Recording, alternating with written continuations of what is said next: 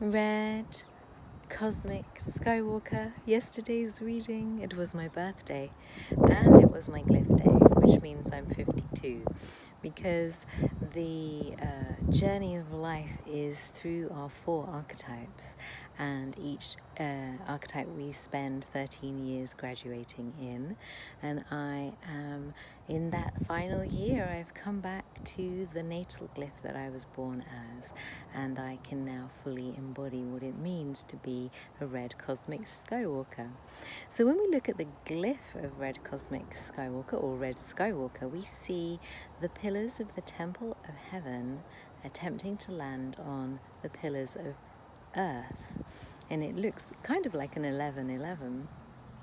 And Skywalker is the time-space traveler that is an ancient elder that came from the future to reconnect the timelines and anchor us back into the optimal timeline, the original timeline of creation, which has been the wave of Red Dragon, which was to birth heaven on earth.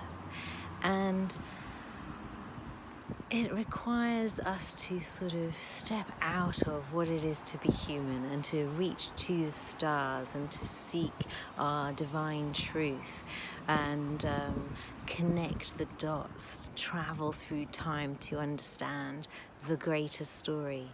And the cosmic day is the last day of the wave, and the frequency of cosmic is about presence, because the cosmic timeline is not our own. Like, life is not your own when you're a cosmic archetype, because it is the divine plan and things are being orchestrated and you're moved to where you need to be. And so you develop a quality of endurance where you endure what is happening and you're present with what is, and you're watching the divine unfolding.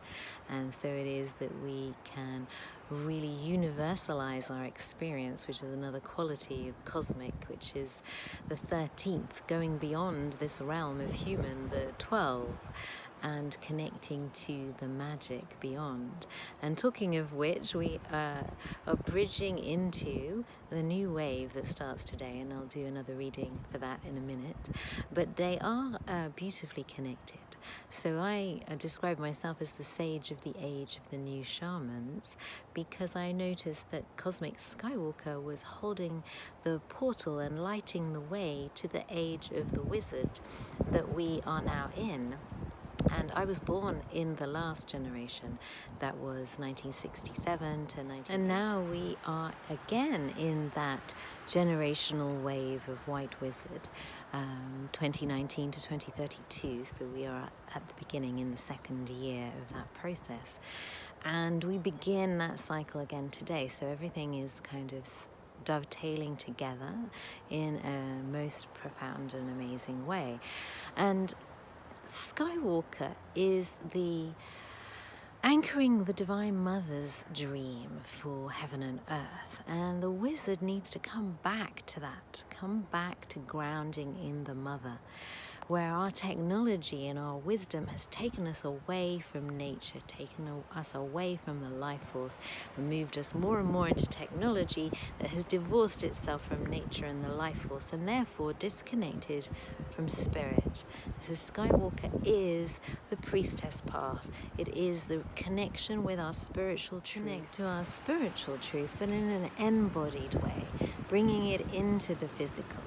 And it's this sort of disconnection from that has allowed us to no longer feel what's right and what's wrong. And when I use that, I mean what's going to allow the evolution of the life force and the continuation of the beautiful creation, or what is the destructive path. Obviously, to go down the destructive path is the wrong path.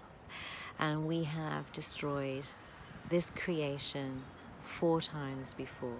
This is the 5th world in the Mayan cosmology, and the 6th world is waiting for us at a level of consciousness that we need to reconnect with the mother, embody our spiritual truth and intelligence, and leave this artificial timeline behind.